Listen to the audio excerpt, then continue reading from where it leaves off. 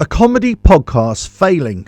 Let's get into it. Hello, welcome to the Alcus Burrow channel. I hope you're all well. If you like what I do here, don't forget to like and share the video, subscribe to the channel, and hit the notifications bell for all future videos. And go check out the Revelator Alf podcast on Spotify as well. So, this video is all about, well, I love a good comedy podcast, just like the next person, right? I go out walking my dog and I'm listening to Joe Rogan or any other of the comedy podcasts out there, and some educational ones as well. You know, I do listen to those. But listen, I love a good old podcast, especially when I'm on my own head and I just want to be doing my own thing without distraction. Love it. Love listening to them. But are they failing? They seem to be coming under increasing criticism from a lot of people out there. And I've been seeing quite a few videos recently on YouTube where certain accounts are actually calling out a lot of these podcasts for some of the stuff that they say and some of the things that they do and the antics that they get up to as well. Now, the thing is, with a lot of the comedians, they're always talking about, I suppose, you know, the free speech, the last great line in the sand, you know, where we can actually say what we want to say. So they're always talking about that kind of thing. And this is why I like listening to Joe Rogan podcast so much. It's because when he's interviewing the other comedians there that he has on the show, it's really interesting to listen to their thought process about how they're putting things together and how they work and all that kind of stuff. And in the past, I've used a lot of those kind of mechanics to help me with my public speaking or making videos or anything like that, in terms of timing, in terms of cadence and all these kinds of things, right? So it's really interesting for me for that. Now, I love comedy anyway, I always have, right? But the point here is that some of these podcasts, especially the ones that have come out since or during the COVID era, the kind of internet comedians who've got really, really big, are putting out their material and their funny kind of anecdotes into the world. All of a sudden, they're getting a bit of backlash. Matt Rife was one from the United States recently. Yeah, really funny as well. But his female audience, predominantly female audience, kind of turned against him in this kind of cancel culture nonsense when he put out his Netflix special. When he's made a funny joke. Now, I've got to say, I thought it was okay, his comedy special, but I didn't think it was fantastic.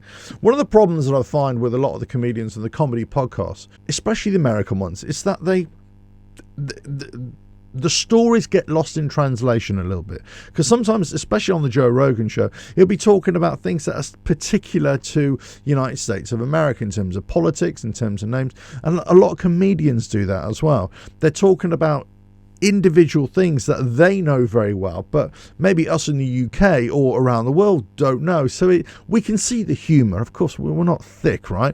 We can see what's funny, but at the same time, if we don't know the backstory, the context, it's a little bit, you know, as opposed to a big belly laugh, right? So I get it. I get that there's a loss in translation sometimes. But I think sometimes a lot of the comedians, they kind of get ahead of themselves. And then when they're talking with other comedians as well, there's a bit of bickering amongst themselves. And this has been happening quite a lot as well. Now, very recently, a very well-known comedian from the United States, who's been in quite a few films as well, many films actually over the years, Cat Williams, right?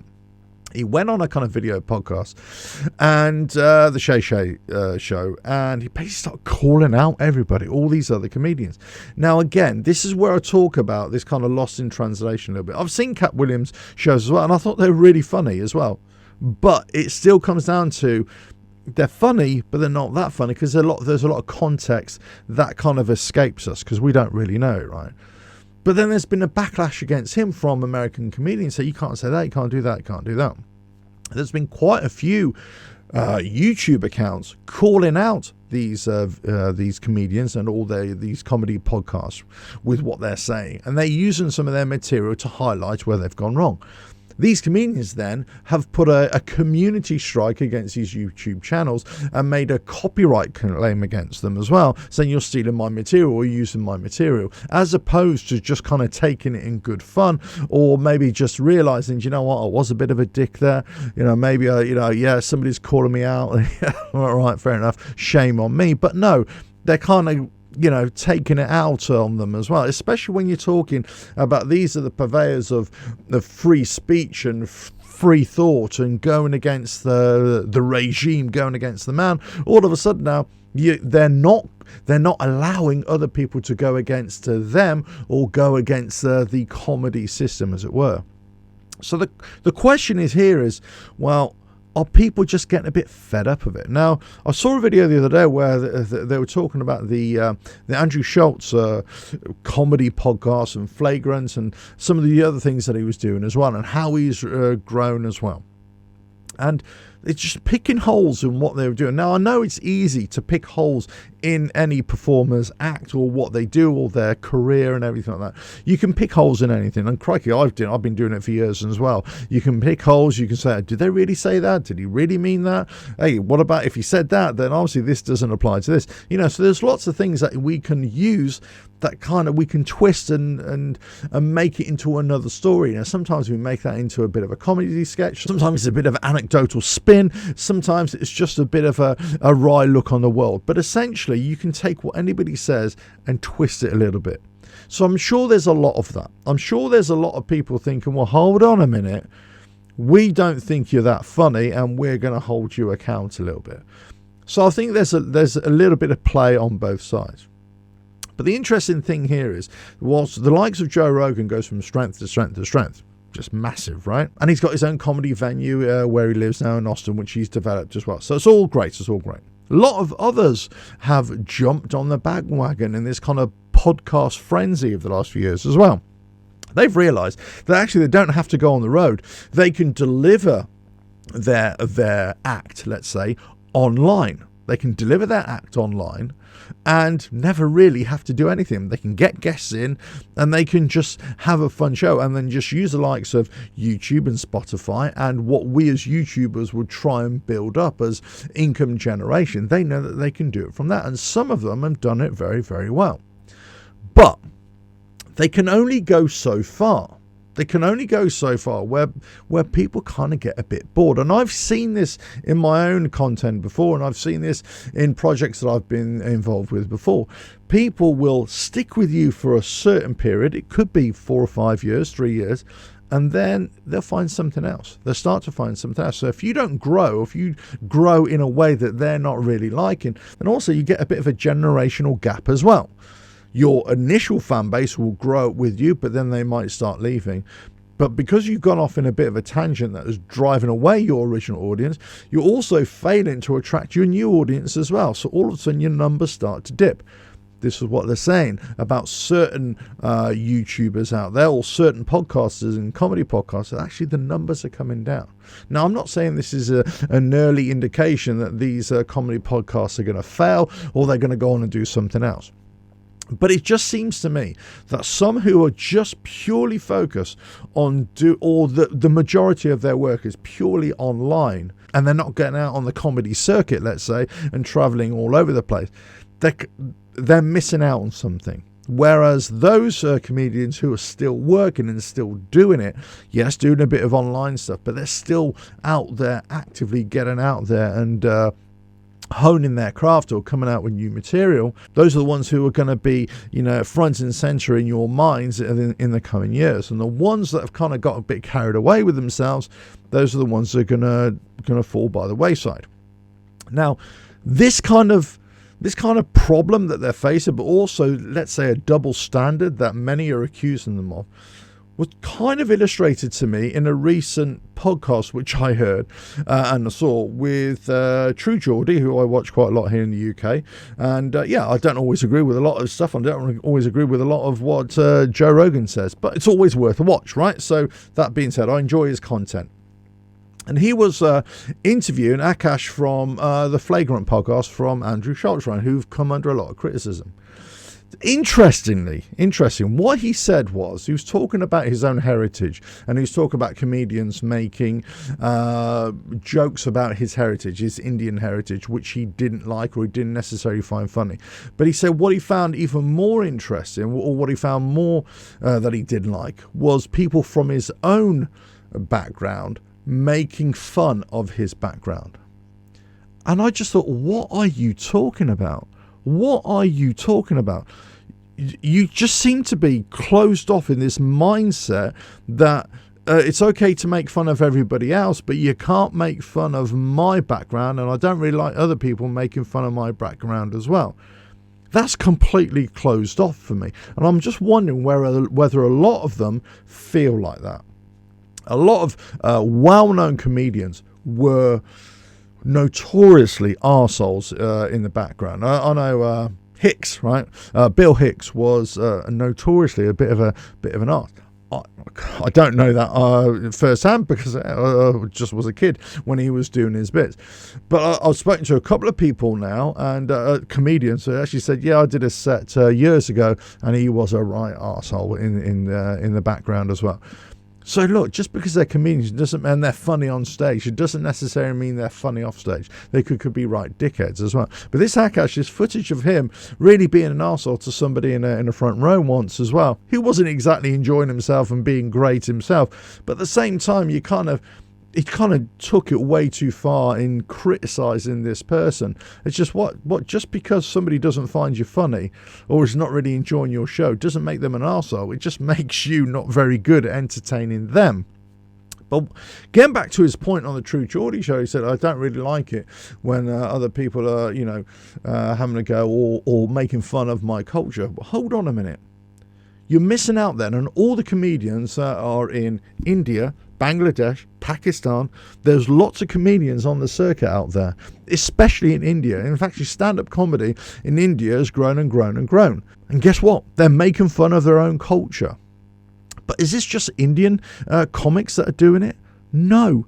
Every culture, every country that has comedians, guess what? They make fun of themselves. They make fun of their own experiences. They find funny anecdotes or funny observations in whatever they're seeing. If I take, from my heritage, an Italian background, lots of Italian-American comics, English-American comics, Italian comics, Australian-Italian comics as well. All their material is all about the Italian society, the Italian community. Now, for us on the inside, as it were, it's so funny. It's amazingly funny.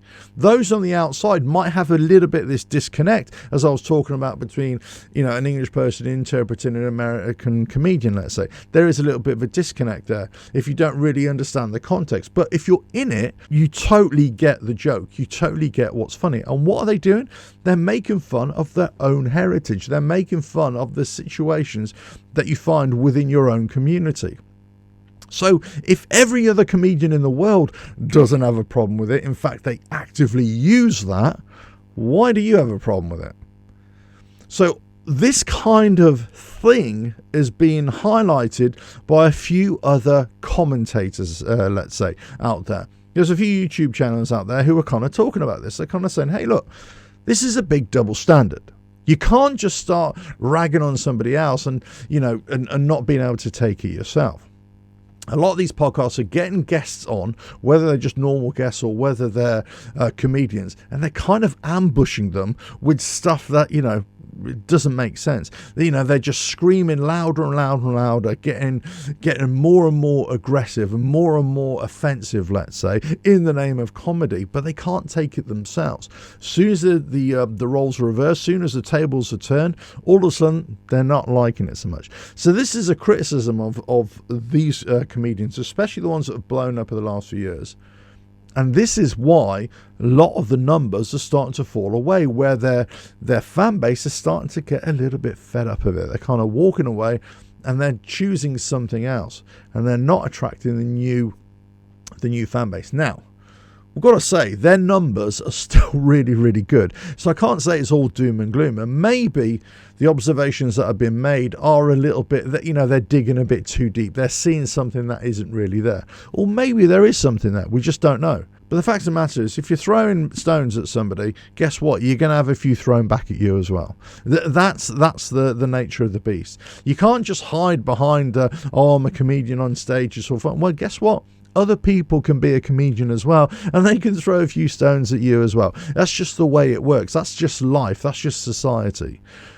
You're there to entertain. Well, yes, entertain. But guess what? Other people can be entertainers and they can poke fun at you as well. That's just the way it is. So there's probably been a little bit of a backlash against a lot of these podcasts. I think podcasts in general have grown exponentially over the years, but maybe there's a little bit of a pushback on all of these podcasts because you just don't know how many are out there. There's millions of them all over the world.